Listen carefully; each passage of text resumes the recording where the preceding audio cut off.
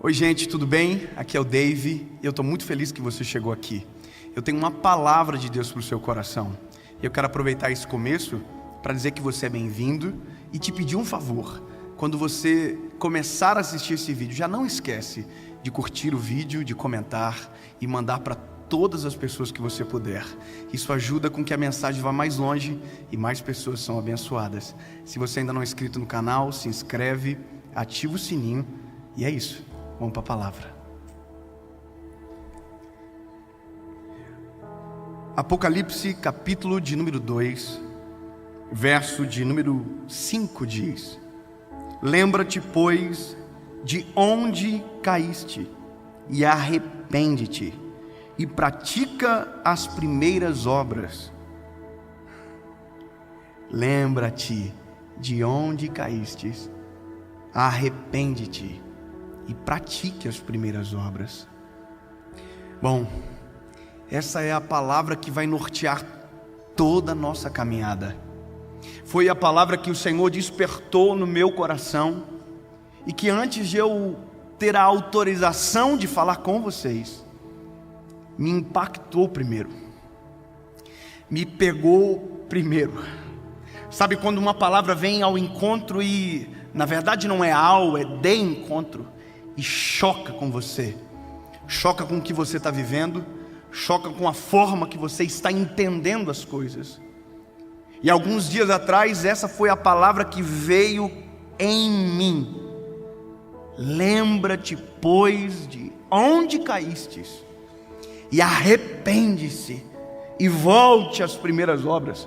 Sabe quando você lê o verso 4, que é um verso antes, a palavra está dizendo o seguinte: olha, eu estou rejeitando, porque vocês perderam o primeiro amor. Perderam.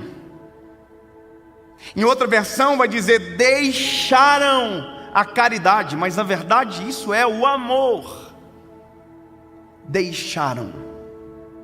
E eu comecei a tentar refletir, porque às vezes nós pensamos que está tudo bem com a gente, que está tudo bem com a nossa vida com Deus, que está tudo bem, que nós estamos bem. E aí de repente nós enxergamos um cenário que já foi a nossa vida com Deus, e aí a gente tem o paralelo, nós temos a comparação. Eu não sei se você já viveu isso, mas de não usar óculos e um dia, depois de muito tempo, colocar um óculos e ver o quanto você era cego e não sabia. Eu demorei muito tempo para colocar óculos. Eu me lembro que quando eu coloquei a primeira vez eu tinha 18 para 19 anos. E durante muito tempo a minha mãe dizia para mim: filho, vai dar uma olhada no oftalmologista, você está muito cego, você está olhando todas as coisas assim de perto. Eu dizia para ela: não mãe, eu estou vendo muito bem. Mas o dia que eu coloquei o óculos eu falei: oh meu Deus, eu era cego. Eu me lembro que eu estava com um amigo no dia, eu falei: rapaz, eu estou te vendo em Full HD agora. Agora, já parou para pensar se você pudesse ver alguns anos atrás, ou talvez alguns meses atrás, você na presença de Jesus, você em um momento de celebração, você na sua vida diária, se você tivesse esse filme, talvez você sentiria vergonha de como você está agora.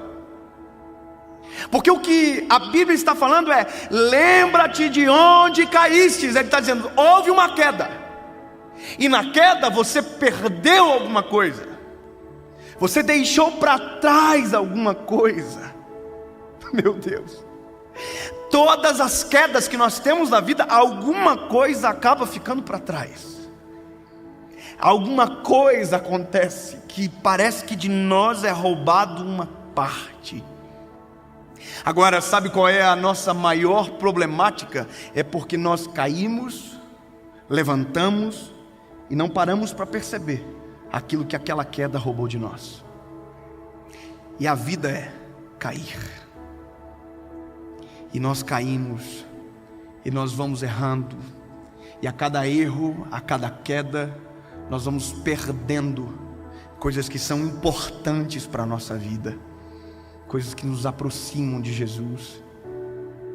Para pensar, como era você quando conheceu Jesus? Como era você? como era a sua vida de oração, como era a sua paixão, como era você, como era a sua reação, como eram as coisas. Já parou para pensar que se você analisar algumas coisas você deixou para trás e você pensa que isso é maturidade? Meu lindo, isso não é maturidade. Deixar de amar não é maturidade. Sabe quando você pensa que está bom demais? Isso não é maturidade. Alguém vai dizer: eu orava demais, eu era apaixonado demais, eu chorava demais, mas agora eu amadureci. Eu tenho muita saudade de quando eu era mais menino, porque quando eu era mais menino eu era mais ingênuo, e quando eu era mais ingênuo eu adorava Jesus com muito mais facilidade. Sabe, eu tenho saudade do dia que eu comecei a pregar, porque o dia que eu comecei a pregar eu não tinha tanta gente ouvindo, então eu não me preocupava tanto com o que os outros iriam pensar de mim. A preocupação era só a palavra: lembra-te de onde você caiu. Lembra. Quando você faz essa caminhada de lembrar, quando você começa a tentar entender por que que eu esfriei, por que eu perdi, por que de repente eu não sou mais o mesmo. Antes eu chorava, antes eu sentia, antes eu glorificava, antes eu tinha alegria, antes eu tinha prazer nas coisas do Senhor, e agora eu não tenho mais. O que aconteceu? Lembra-te de onde você caiu. Aí a Bíblia vai dizer: e arrependa-se. Sabe o que é isso? Tem erro, tem rotas para reconfigurar. Lembra-te de onde caíste e arrependa-se. E o que eu travei aqui é quando a palavra fala arrepende-se. Você só se arrepende de algo que está errado. Aí você começa a pensar: mas o único que paga um preço quando está longe sou eu não estou afetando ninguém. E é aí que você se engana. A saudade do primeiro amor não é só sua, a saudade do seu primeiro amor também é dele. Você consegue imaginar que existe um Deus no céu que olha para você e sente saudade de quando teu coração era mais apaixonado, de quando você tinha muito mais temor, de quando você perguntava tudo aquilo que precisava para Ele, de quando sempre a sua primeira busca era Ele, e que agora de repente você esfriou porque caiu e perdeu muitas coisas no caminho e até agora não voltou. E é por isso que o Senhor está falando aqui em Apocalipse: lembra-te, porque se eu lembrar,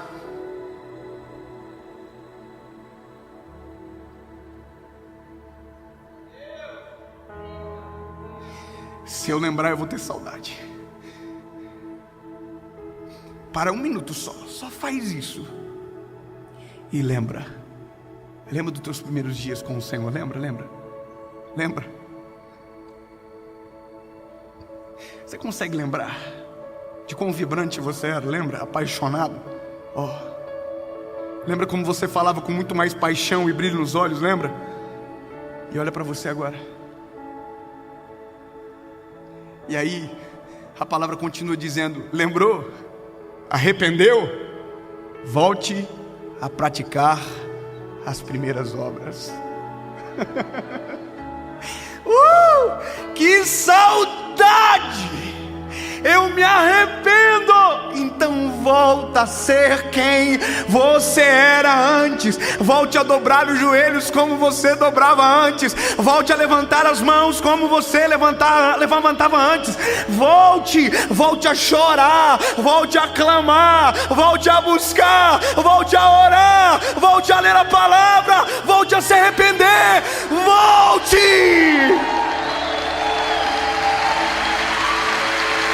Volta para o ponto de partida. Volta para o caminho de oração, volta para o quarto secreto, volta para o joelho dobrado, volta para as fronhas de travesseiro molhada de lágrimas, pelas suas lágrimas na madrugada, volta para as campanhas que você fazia, volta para as suas entregas pessoais, volta para as renúncias, volta ao primeiro amor, arrepende-se e volte às primeiras obras, que quando você ver, os teus olhos estarão brilhando novamente, o seu coração estará queimando novamente, e quem estiver perto de você,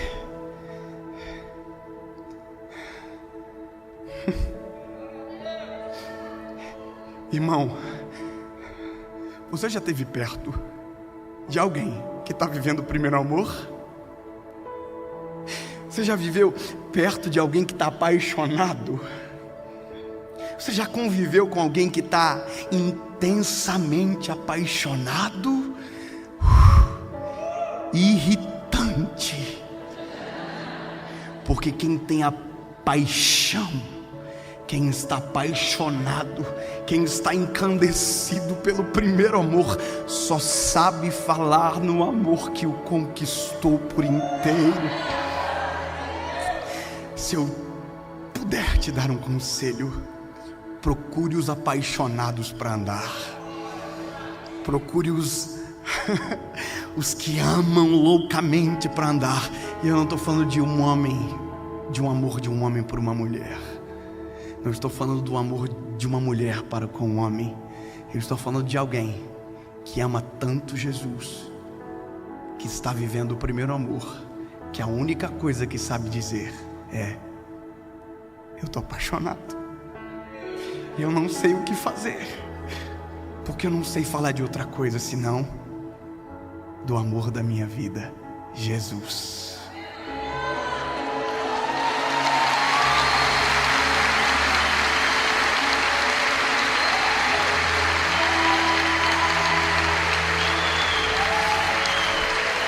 Senhor Jesus, este é o nosso clamor. Jesus, isso não é uma fala bonita, Senhor, isso é o clamor da nossa alma. Nós queremos sentir o peso da Tua presença, nós queremos sentir a alegria do Teu Espírito Santo, Senhor Jesus. Pai, nós vamos fazer um percurso de voltar. Traz a nossa memória, Senhor, as quedas que nos roubaram. Nós estamos voltando atrás, Senhor. Nos traz a memória, Senhor Jesus, as lembranças, o cheiro, a sensação, Pai. Nós não queremos esfriar, nós queremos Te amar intensamente e para sempre, em nome de Jesus, Pai. Amém.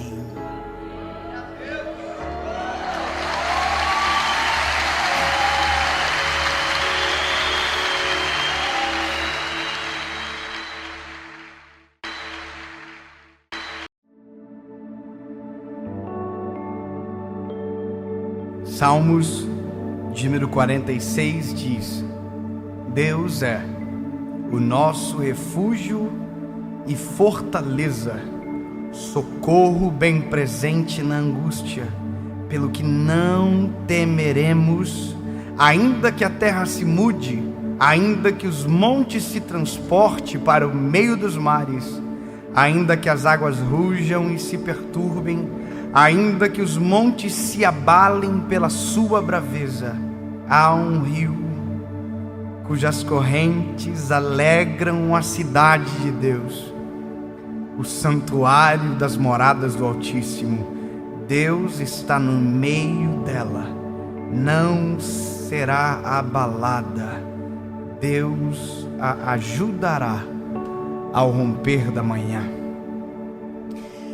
A emoção do salmista, a profundidade em falar sobre esse Deus que é refúgio no dia da angústia, ou seja, quando tudo desaparece, quando as esperanças se esvaem, quando tudo verdadeiramente acaba. Deus é o nosso refúgio, refúgio e fortaleza.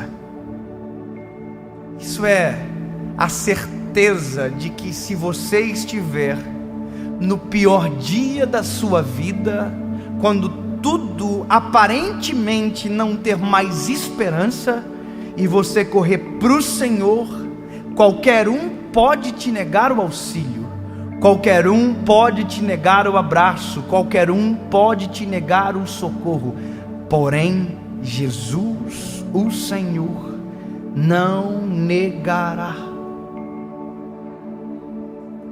E é por isso que muita gente surge na fé quando o pior dia da história se apresenta.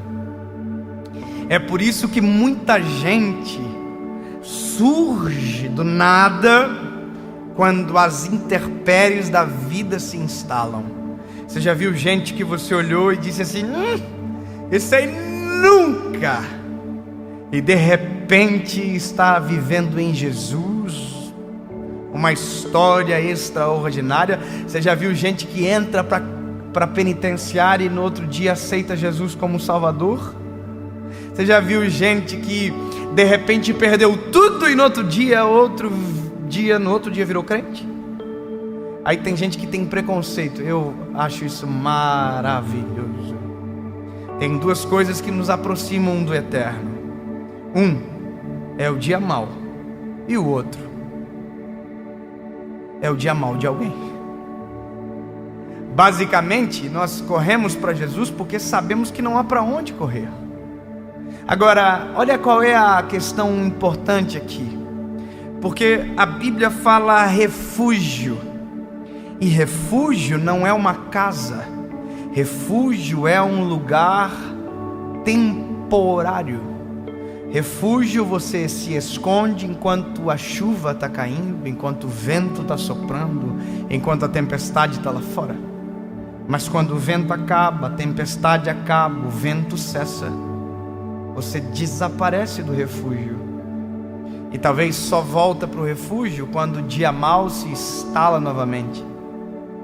E aí há uma falsa sensação de que está tudo bem, e por isso que está cheio de gente pensando que está tudo bem e está longe de Jesus. E eu quero dizer para você uma coisa: eu nunca vou desejar o dia mau de ninguém, mas eu trabalho com pessoas vivendo dia mau todos os dias. Todos os dias eu recebo alguma mensagem de alguém dizendo que quer perder a vida, que quer morrer, que quer suicidar. Eu recebo mensagem de alguém que está perdendo o casamento, alguém que está abandonando a família, alguém que está desesperado. E eu sempre estou apontando: é para lá, é Cristo. E é isso que eu faço todos os dias. Eu sou essa voz de consolo, dizendo: Jesus pode salvar você, Jesus pode sarar a sua história, Jesus pode mudar a sua vida por completo. Eu estou apontando: é para lá, é para lá. Mas eu quero que você entenda que a vida com Jesus não acaba quando a tempestade acaba, que a vida com Jesus não acaba quando o vento cessa, que a vida com Jesus não acaba quando o mar para de gerar as ondas. Não, a vida com Jesus começa aqui. Na verdade, a vida começa aqui. Meu lindo, se você orou para que um filho nascesse, para de ser covarde, porque depois que o filho nasceu, você desapareceu. Se você orou para que a doença fosse embora, e a doença foi embora, e você desapareceu junto com ela, toma vergonha na cara. Porque Jesus não é uma fuga, Jesus é uma casa, Jesus é uma morada eterna, Jesus é um lugar seguro para sempre. Jesus não pode ser para você apenas um refúgio de tempestade, Jesus tem que ser para você uma morada permanente. Jesus é socorro bem presente no meio da tribulação, mas Jesus também é a mão estendida em todo o tempo. Você apareceu pela demanda, Ele surgiu pela sua história. Você veio pelo hoje, Ele veio pela sua eternidade. Aleluia. Você está pensando em viver só agora, Jesus está querendo você para sempre. Ah, que coisa maravilhosa. Você tem as escolhas, lindo. Você pode apenas se relacionar com Ele quando tudo está mal, mas você pode olhar para tudo aquilo que está bom e ter uma razão para ficar para sempre perto dEle. E eu vou te dizer, a Bíblia conta que um tolo construiu uma casa sobre areia, e a tempestade veio, o vento veio, a tempestade veio e a casa foi destruída. Mas alguém sábio construiu a sua casa sobre a rocha. Primeiro era a sua fuga, agora é a estrutura da sua casa, da sua eternidade, e se você quiser, será para sempre. Aí a Bíblia diz que o que construiu a casa na rocha, esse veio o vento, a chuva, a tempestade, e a casa não destruída foi. Porque quem constrói a sua casa sobre a rocha, tem em Jesus não um refúgio, mas uma morada segura, permanente. Termino dizendo para você, Salmos, esse que a gente leu, eu vou repetir para você. Salmos 46. Deus é o nosso refúgio e fortaleza, socorro bem presente no meio da tribulação. Agora, escute isso aqui. Quem se refugia vive o final de uma tempestade e talvez desapareça. Agora, o Salmo 91 é aquele que habita. Não é o que se esconde, não é o que se refugia, é aquele que habita. Aquele que habita no esconderijo do Altíssimo, a sombra do Onipotente descansará. Direi do Senhor, Ele é o meu Deus, Ele também é o meu refúgio, a minha fortaleza, e nele confiarei.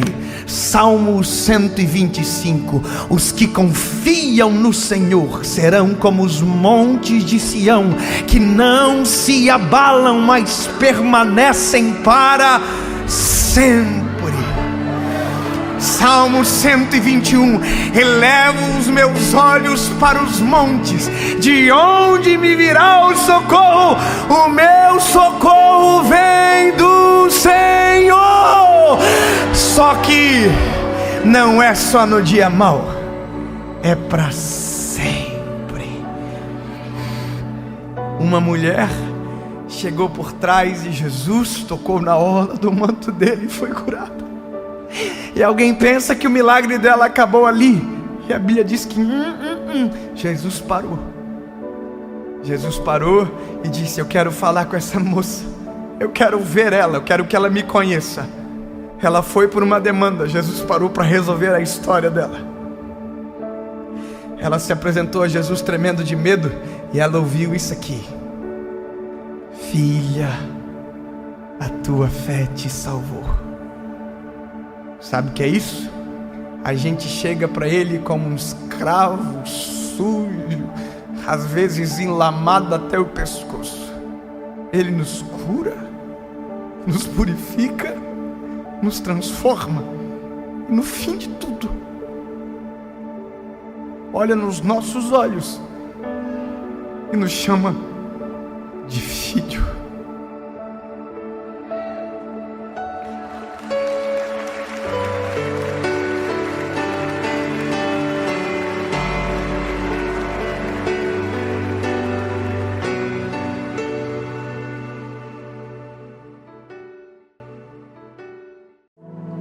Fala, meu lindo, minha linda, tudo bem? Eu tenho uma palavra para você.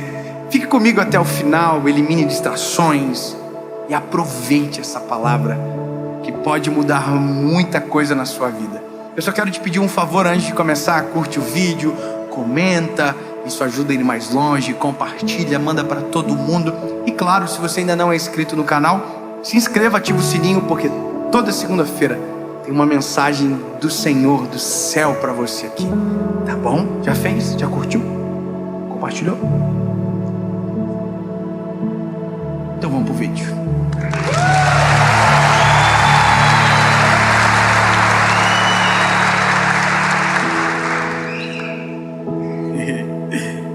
Oi? Não reclame, eu já vou começar. Êxodo capítulo 14, versículo 11, diz o seguinte: e disseram a Moisés: por que não havia sepulcros no Egito? Nos levastes embora para morrermos no deserto? Por que agistes assim conosco para nos tirar do Egito? Não entendeu nada, né? Deixa eu contextualizar.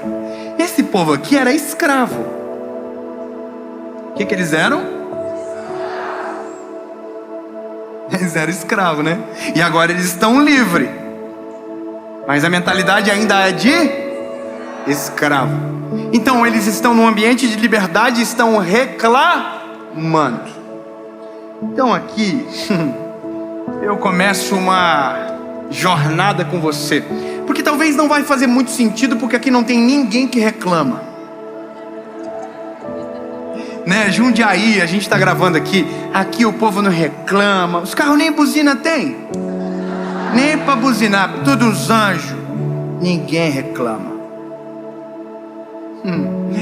Mas se você pegar no telefone assim, abre a selfie e diga: espelho, espelho meu, existe alguém mais reclamão do que eu? Aí não vai ser daqui, né? Que aqui ninguém reclama, amém? E sabe, até porque reclamar não adianta nada. Eu vou falar algo para você que precisa fazer sentido e precisa provocar uma reflexão profunda. Não sei se você conhece, mas tem gente, que não é o caso de vocês, que reclama de tudo. Reclama do sol, da chuva. Nossa, que chuva molhada, que absurdo. Nossa, que sol quente. Tem gente que reclama de tudo. Tem gente que reclama do trânsito. Esse trânsito que não anda, é buzina, fala palavrão. Não adianta nada. Eu conheço uma história de um irmão que estava indo para a igreja. E ele tinha uma Kombi, e o irmão cortou a frente dele. E ele ficou bravão, começou a reclamar e falar palavrão, xingar: ô seu filho de Jezabel!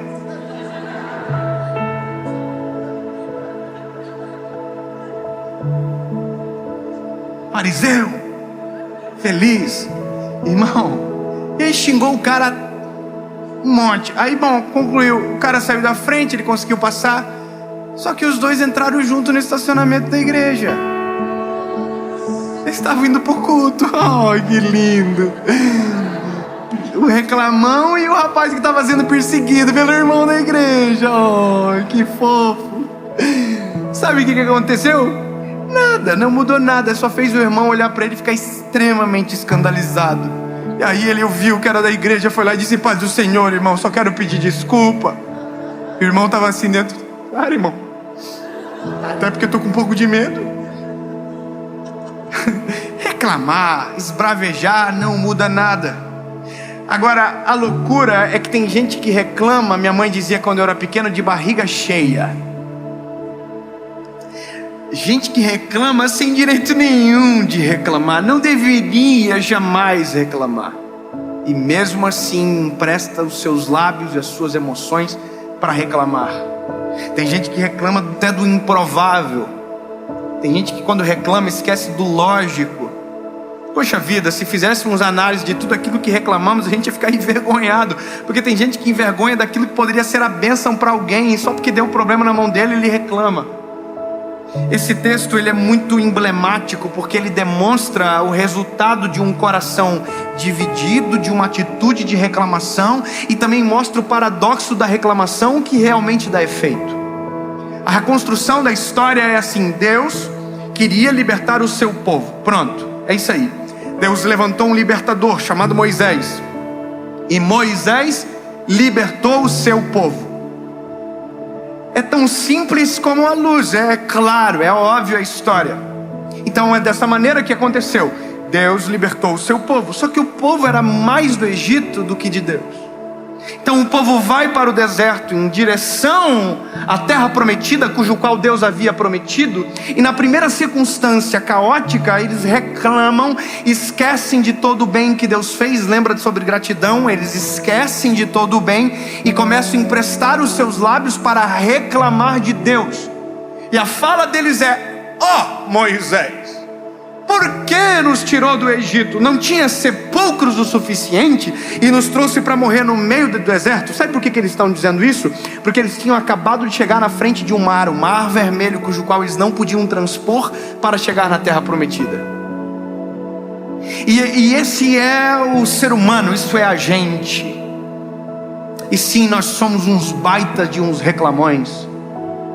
A gente reclama de tudo. Veja, eles tinham acabado de ser livres. O mínimo que eles poderiam estar ainda era gratos a Deus pela liberdade da escravidão que haviam recebido.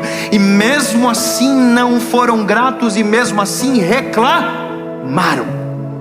E a reclamação deles é lamentosa. Olha, se tivéssemos no Egito, lá pelo menos tinha sepulcro suficiente. Agora vamos morrer aqui. Por quê? Porque tem um mar à frente e um exército vindo atrás. O nome disso é beco sem saída. E na vida nós vamos se encontrar centenas de vezes em um lugar onde a gente não vai ter resposta e aparentemente não vamos saber o que fazer e para onde ir. E é nesse momento que a gente é tentado, porque não tem a resposta e porque o horizonte não é tão claro, a murmurar e reclamar contra Deus.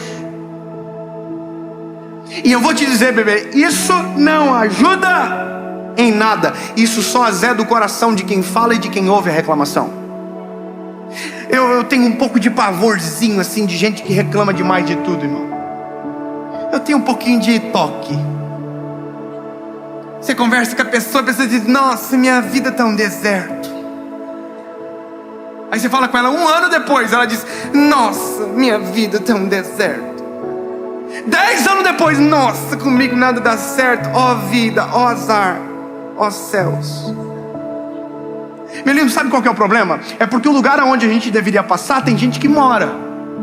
O lugar onde deveria ser uma corrida vira um habitáculo. Então esse é o problema. O problema nunca foi Deus, o problema sempre foi a gente, que fica onde Deus não mandou parar, que faz o que Deus não mandou de fazer, que mandou a gente fazer. É as nossas decisões que nos prendem, é as nossas decisões que nos levam para as furadas da vida. Não foi Deus que levou você para a furada. Não foi Deus, não. Se Deus levou você para um lugar, então não veja como furada, veja que em breve alguma coisa muito extraordinária vai acontecer. E ao invés de você reclamar, você tem que aprender a fazer algo diferente.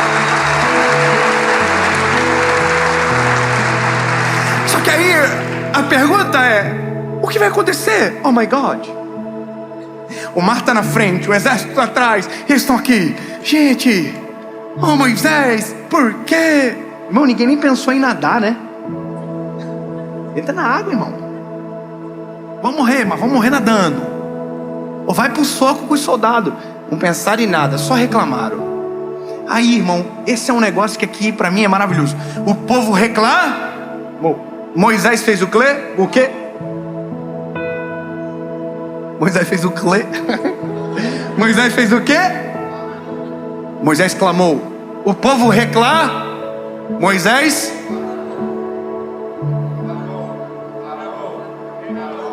o que adianta? Clamar ou reclamar? E por que a gente escolhe reclamar? Porque reclamar eu reclamo com A, B, C e D. Agora clamar é só com o Senhor. Clamor é com Ele. Clamor eu abro o meu coração, eu exponho as minhas fragilidades, mas faço no lugar certo. Oh lindo, não adianta reclamar para os outros não vão mudar nada. Ninguém tem poder para abrir o mar vermelho. Ninguém. Só um pode. E quando só um pode, reclamar não adianta. É o clamor que transforma. Moisés diz: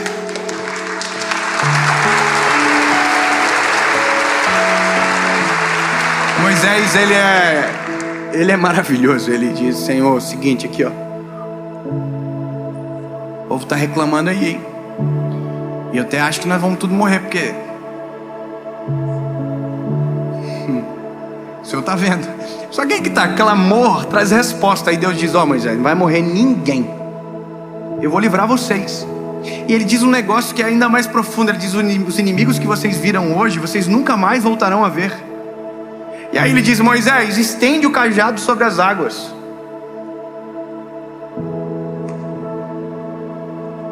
E o mar se abriu. Ai, obrigado, gente. Eu fico até feliz que vocês se impressionam com isso ainda. Porque eu tenho a impressão, às vezes, quando eu falo isso, que todo mundo já viu o mar abrir. Nossa, de novo? Não, mano, ninguém viu. Você tem que falar assim: uau! O mar abriu! Yes! Irmão, é sinistro. Eu só tô aqui, irmão. Eu já tava com o telefone aqui, ó, gravando uma série, mar aberto. Top! Irmão, que oportunidade brilhante pra pregar, pra agradecer. Irmão, eu fico imaginando a cena, o povo entrando no meio do mar aqui, ó. Top! A pés enxutos, irmão. Baby Shark de um lado, Mama Shark do outro. Aquele paredão d'água e o povo andando sobre não, no meio do mar. Aonde? No meio do... O que fez eles andarem no meio do mar a pés enxutos? A reclamação ou o clamor? Então eu vou repetir para você, meu lindo, e nunca mais esquece: reclamar não muda nada, o clamor transforma tudo. Reclamar, você reclama com o vizinho, com o amigo, com quem você quiser, e mesmo assim não vai mudar nada. Agora o clamor é feito só com Deus, e Deus pode tudo. O único que abre o mar é Ele, o único que manda a coluna de fogo, nuvem de fumaça, água da rocha, todos os milagres é Ele. Ou seja, se reclamar não muda, porque ainda eu empresto meu lábio para reclamar. Ao invés de reclamar, diga para Deus o que você está sentindo, diga para Ele o que você está pensando, rasgue o coração, mas com Deus, da maneira correta. Eles estão passando no meio do mar porque alguém clamou, não porque alguém reclamou. E a loucura é que o exército está vindo atrás para pegar eles. E aí uma coisa que eu acho linda, porque eles atravessam o mar, o exército dos egípcios entraram atrás. Oh, que dó, né? Eu já até preguei sobre isso, né? Do passado, querer ir atrás e tal. Mas daí Deus falou assim: nossa, fecha o mar. Oh, morreu tudo. E quem que está livre agora? Quem é que está livre? Os hebreus estão livres. E agora indo para a terra prometida. Top! Só vai! E é nóis!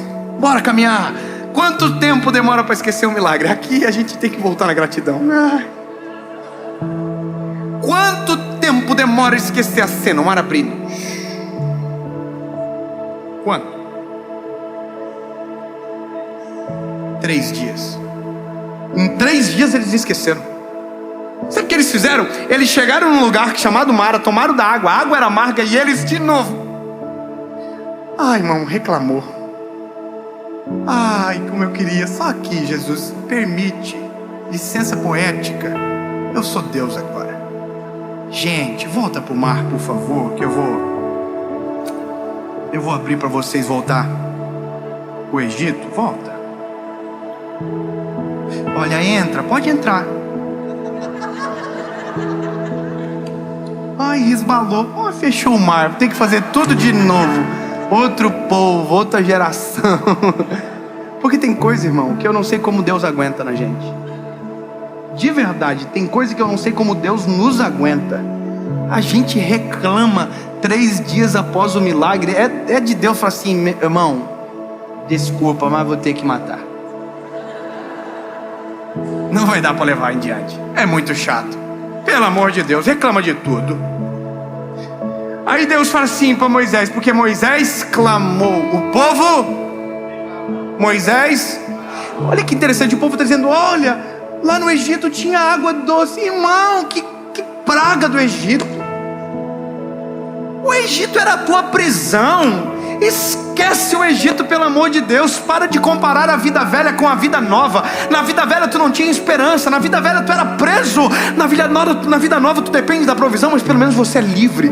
Você tem um Deus que cuida de você. Então para de reclamar e revisitar o passado, e começa a olhar para aquilo que Deus tem para você, o que Deus já fez, pelo amor de Jesus. Oi, papai, por favor. É bom que eu desabafo quando eu prego essas mensagens.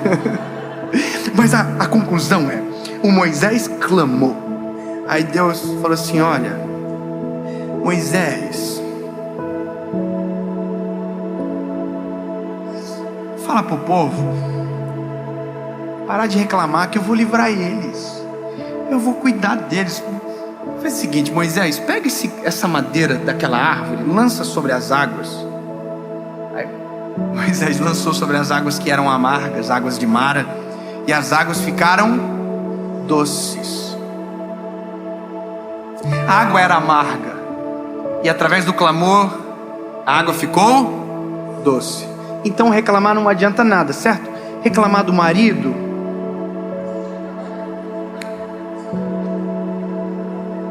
Deus mandou você casar e você casou. Deus mandou e você casou. Então para de reclamar e começa a clamar, porque Deus pode transformar essa água amarga numa água doce. Entendeu? Se a reclamação não muda, vamos parar de reclamar e vamos começar a agir em oração.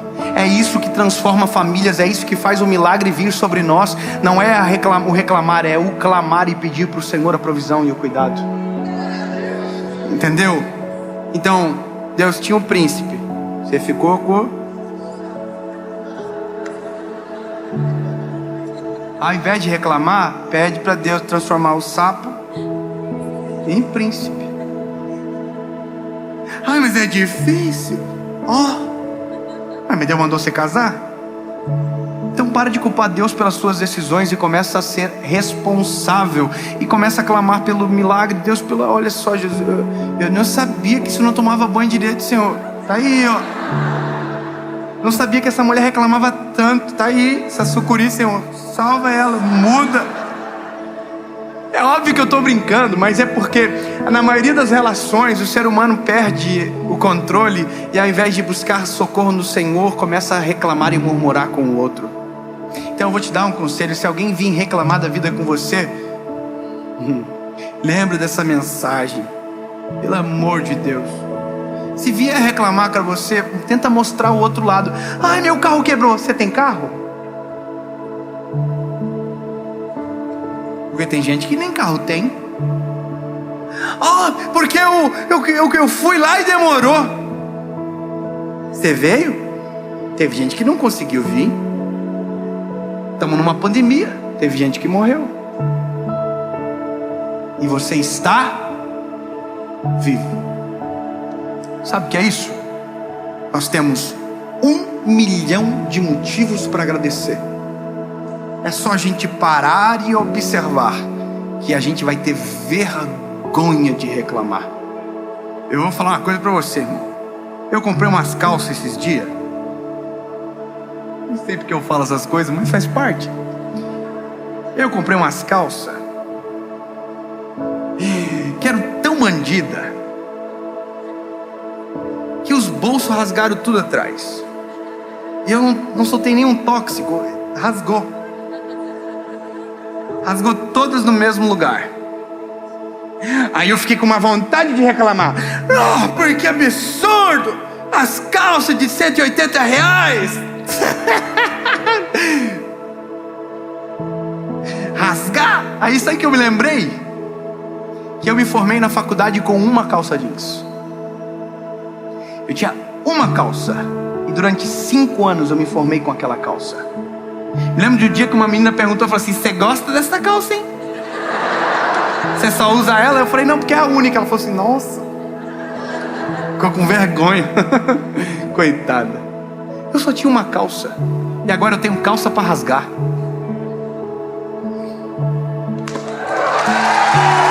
Você está entendendo o que eu estou falando?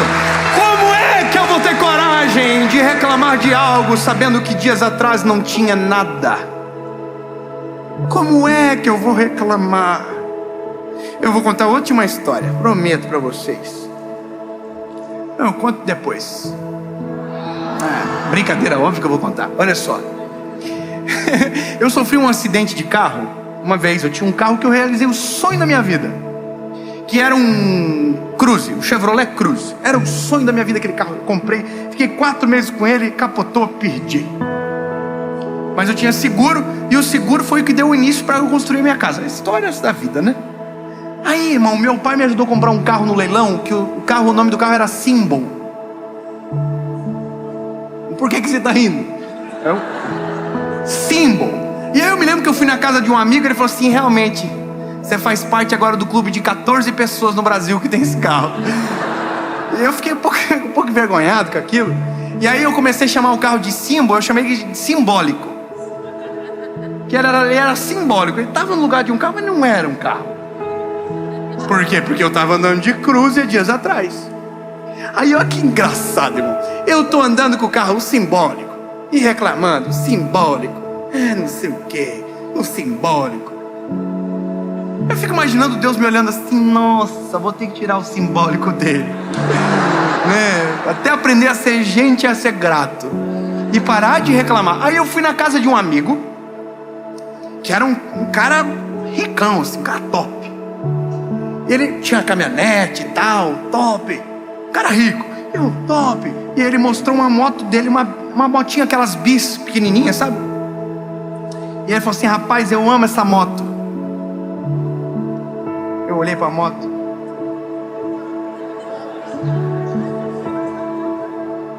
Eu olhei pra caminhonete dele, não estava entendendo nada, pô. O cara tem uma caminhonete maravilhosa e disse que ama uma moto. Eu amo essa moto, rapaz. Essa moto me lembra de onde Deus me tirou. Essa moto aqui é do início da minha vida. E eu tô assim já, ó. Eita, é? Ele falou assim: eu não tenho coragem de deixar ela embora, sabe por quê? Porque isso aqui me conecta com de onde Deus me tirou. Eu sou tão grato a Deus por eu ter essa motinho, cara. Eu tô assim, a moto, e eu já apaixonado pelo símbolo já. Oh, lindo, irmão. Foi tão engraçado que eu entrei dentro do carro e fui de Joinville, era Barra do Sul, uma cidade perto da minha. Eu fui de Barra do Sul a Joinville dizendo: Jesus, obrigado pelo símbolo. Ele é tão lindo, ele é branquinho, olha que bênção, Jesus. Vai pra frente, vai pra trás, dá pisca, não para na rua e me leva pra onde eu quero, Jesus. Muito obrigado.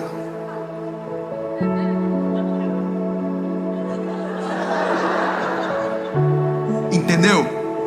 Reclamar não muda nada, só atrasa as bênçãos do céu sobre nós, impede que a vitória chegue muitas das vezes. Se nós invertermos a ordem e clamarmos, o céu desce e a bênção de Deus se aperfeiçoa em nós. Amém.